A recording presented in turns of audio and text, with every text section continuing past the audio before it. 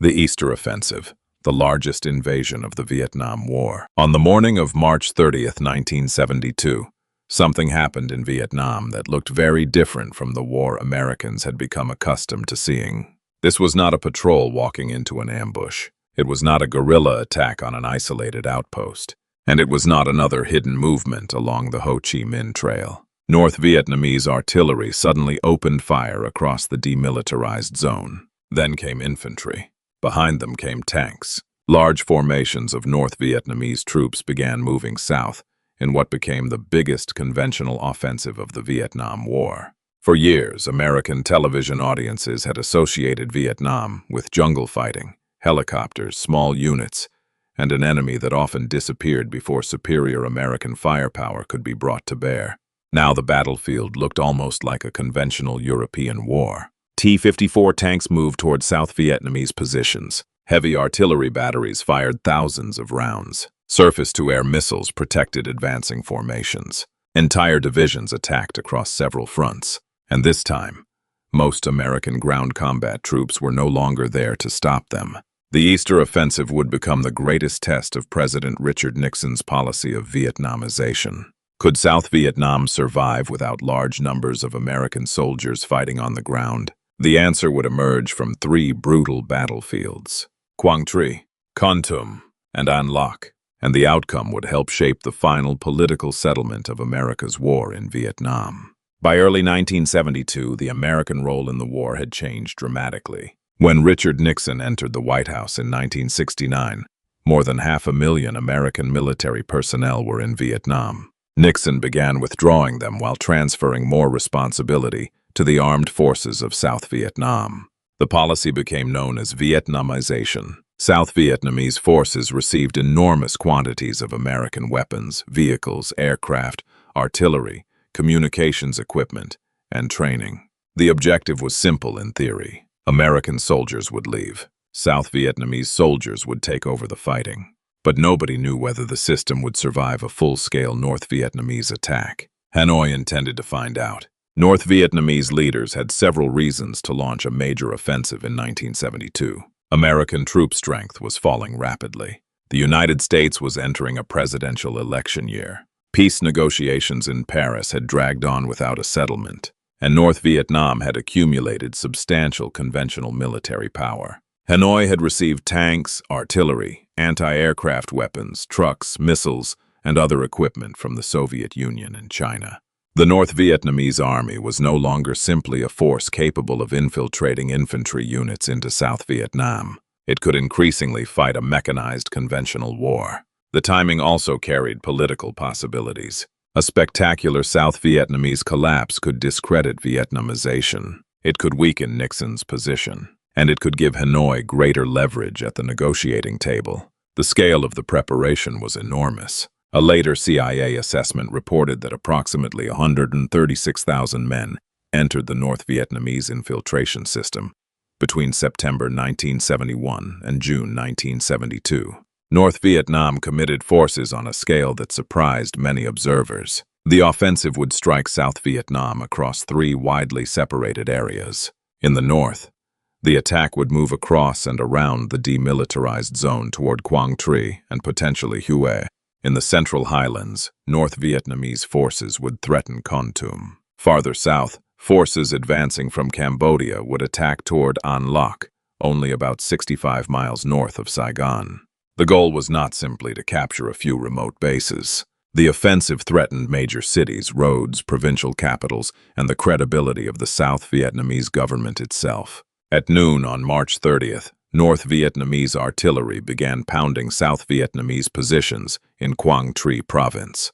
Then infantry and armor moved forward. For the defenders, the appearance of massed tanks represented a new level of danger. South Vietnam's newly formed 3rd Division was deployed near the demilitarized zone. Many of its soldiers had limited experience operating together as a division. They now faced experienced North Vietnamese forces backed by artillery and armor. The weather made the situation worse. Low clouds and rain restricted some American air operations. North Vietnamese forces pushed through defensive positions. Fire bases fell. South Vietnamese units began retreating. At Dong Ha, however, the defenders demonstrated that North Vietnamese armor was not unstoppable. South Vietnamese Marines, armored units, infantry, and American advisors helped organize resistance. Anti-tank weapons and airstrikes destroyed North Vietnamese vehicles. For several days, the advance slowed, but pressure continued to build. By the end of April, South Vietnamese defenses in northern Quang Tri province were collapsing. Quang Tri city was evacuated. The retreat became chaotic. Soldiers and civilians crowded Highway 1 as artillery struck the road between Quang Tri and Hue.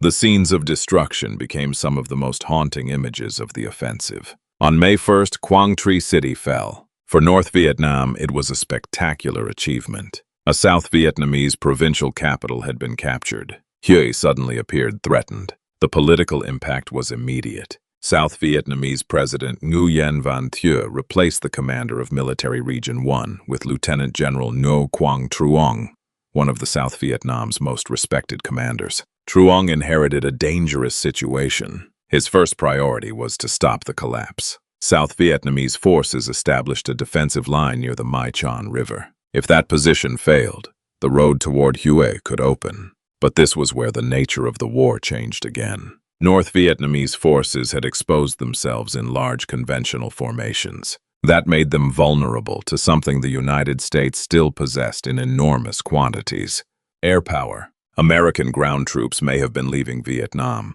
but American aircraft were very much in the war. F-4 Phantoms, A-7 Corsairs, B-52 Stratofortresses, AC-130 gunships, carrier aircraft from the U.S. Navy, helicopters, forward air controllers, reconnaissance aircraft, and naval guns offshore. The Easter Offensive triggered one of the greatest concentrations of American air power seen during the entire conflict. But while the struggle around Quang Tri continued, another crisis was developing far to the south. Its name was An Loc. An Loc was a relatively small provincial capital in Binh Long province. But strategically, its position was extremely important. Highway 13 ran south from the area toward Saigon. If North Vietnamese forces could capture An Loc and continue south, the psychological effect on South Vietnam could be devastating. Beginning in early April, major North Vietnamese units moved against the region. Loc Ninh, north of An Loc, fell. Thousands of troops, supported by tanks and artillery, then converged on An Loc. The city was surrounded. Inside were South Vietnamese defenders, civilians, and a small number of American advisors. Artillery began destroying the city. Building after building collapsed. Streets became covered with wreckage. Then the tanks arrived. On April 13th, North Vietnamese armor and infantry attacked. T-54 and PT-76 tanks entered the city. For South Vietnamese troops who had rarely confronted heavy armor at close range, the sight was terrifying. But the North Vietnamese assault had a weakness. In several cases, tanks advanced without sufficiently close infantry coordination. That gave defenders opportunities to isolate them. South Vietnamese soldiers attacked tanks with M72 Law anti-tank weapons. Aircraft attacked armored columns from above. American advisors coordinated airstrikes close to friendly positions. And above the battlefield, B-52 bombers delivered enormous strikes against North Vietnamese assembly areas and troop concentrations. The margins were sometimes terrifyingly narrow. B-52s had been designed as strategic bombers. At An Loc, their bomb loads were used in direct support of a surrounded city. American tactical aircraft flew repeated missions. AC-130 gunships hunted vehicles and artillery. Transport aircraft attempted to deliver ammunition, food, and medical supplies to the besieged defenders. The North Vietnamese possessed powerful air defenses, making these operations extremely dangerous. One new threat was the Soviet-made SA-7 shoulder-fired surface-to-air missile. American and South Vietnamese aircraft increasingly had to operate in an environment where enemy infantry could carry missiles capable of shooting them down. Yet An Loc held. North Vietnamese troops attacked again and again. Parts of the city changed hands. The defenders endured weeks of artillery fire, but they did not collapse. The U.S. Army's Combat Studies Institute would later describe An Loc as one of the most important battles of the war. South Vietnamese forces did the fighting on the ground, while American advisors and American air power played crucial roles in preventing defeat. The North Vietnamese offensive toward Saigon had been stopped. But An Loc was only one part of the campaign. In the Central Highlands, another North Vietnamese force was moving toward Kontum. The geography made the objective significant. If North Vietnamese troops could seize Kontum and dominate the highlands, they could threaten to divide South Vietnam strategically. The initial fighting again exposed weaknesses in South Vietnamese command. Several positions fell. The situation became serious enough that President Thieu eventually replaced the regional commander with Major General Nguyen Van Ton. At Kontum, the South Vietnamese 23rd Division became the core of the defense. North Vietnamese troops approached with tanks and artillery. Once again, American air power became a central part of the battle. B-52 strikes hit troop concentrations and approach routes. Tactical aircraft attacked tanks. Helicopter crews and advisors helped coordinate the defense. By late May, North Vietnamese forces launched major attacks into Kontum. Some penetrated defensive positions. For a time, the city's fate appeared uncertain, but the defenders held. North Vietnamese armor suffered heavily. The attack gradually lost momentum. Kontum remained in South Vietnamese hands. By the early summer of 1972, Hanoi's offensive had failed to produce the rapid collapse it had sought. An Loc had survived. Kontum had survived. Hue had not fallen. But North Vietnam had captured substantial territory, particularly in Quang Tri province. The war was therefore far from over. Now Saigon wanted Quang Tri back. General Truong prepared a counteroffensive. South Vietnamese airborne and marine forces advanced north with enormous American air and naval support. The battle that followed became one of the most destructive of the war. Quang Tri was transformed into ruins. North Vietnamese troops dug into fortified positions. South Vietnamese troops advanced through artillery fire, mines, bunkers, trenches, and destroyed buildings. American aircraft struck North Vietnamese positions. U.S. Navy warships fired from offshore. B-52s attacked deeper concentrations in supply areas. But the North Vietnamese defenders continued fighting. What made Quang Tri especially important was not simply the ground itself. It had become a political symbol. For Hanoi, holding the provincial capital demonstrated that the offensive had changed the map of South Vietnam. For Saigon, retaking it could demonstrate that South Vietnam had recovered from the disaster of April.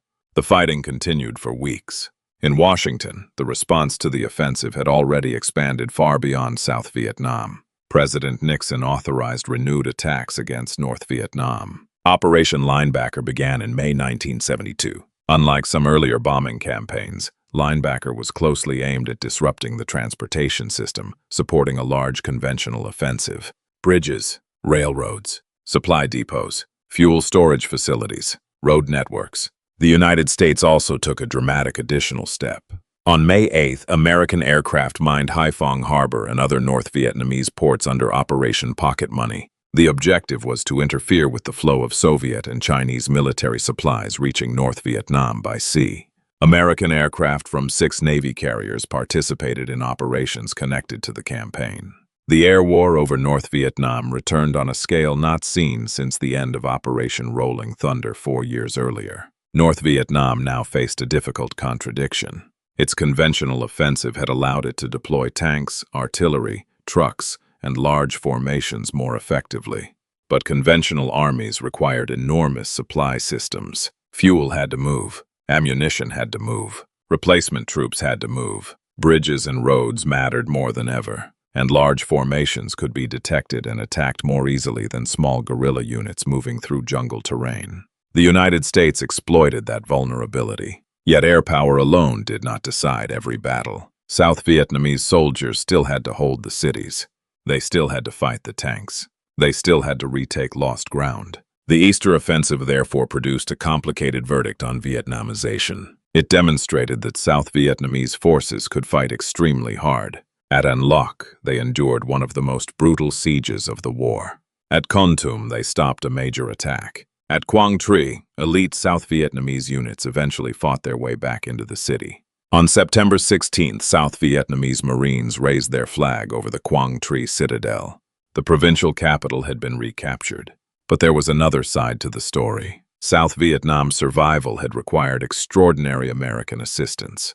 American aircraft had flown immense numbers of missions. B-52s had repeatedly struck enemy formations. American naval guns had supported troops near the coast. American advisors had helped coordinate firepower. The United States supplied the equipment, ammunition, fuel, aircraft, and logistical system upon which South Vietnam depended. This created a question that would become critical just 3 years later. Could South Vietnam survive another conventional invasion if American air power did not return? In 1972, that question remained unanswered. Militarily, Hanoi had suffered enormous losses and failed to capture several of its most important objectives.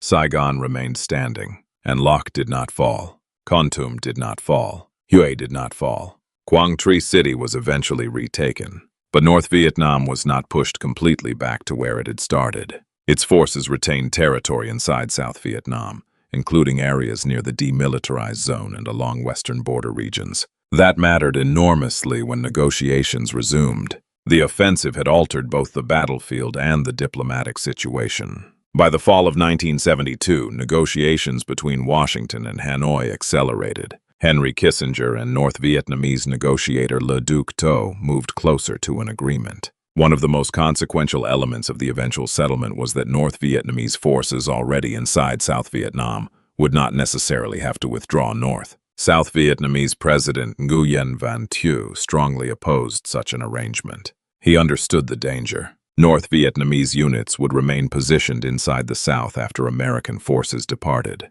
The Paris Peace Accords were finally signed in January 1973. American prisoners of war would return. American military forces would withdraw. But the Vietnamese conflict itself was not truly over, and the battlefield of 1972 had already revealed what the final phase might look like. The Easter Offensive marked the transformation of the Vietnam War. The North Vietnamese army had demonstrated that it could mount massive conventional operations using tanks, artillery, anti-aircraft weapons, and coordinated divisions. South Vietnam had demonstrated that its soldiers could resist those attacks. But it had also demonstrated how dependent its military remained on American air power and material support. 3 years later, North Vietnam would try again. This time, the circumstances would be very different.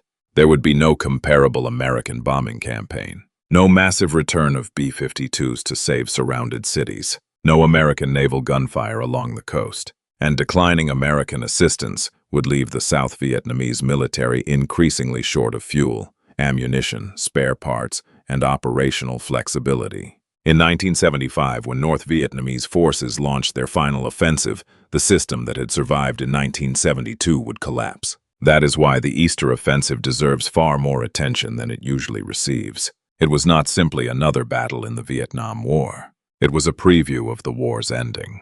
It showed both the strength and the weakness of Vietnamization. It showed that North Vietnam could absorb enormous losses and continue fighting. It showed that South Vietnamese forces were capable of far more determined resistance than the simple image of a collapsing army suggests. And it showed just how much difference American air power could make. In 1972, North Vietnam launched the largest conventional invasion of the war and failed to destroy South Vietnam. But the campaign revealed the condition that made South Vietnam's survival possible. As long as American air power, weapons, fuel, and logistical support remained available, a North Vietnamese conventional offensive could be stopped. The real test would come when that support was no longer there. And when it came, in the spring of 1975, the outcome would change the history of Vietnam forever.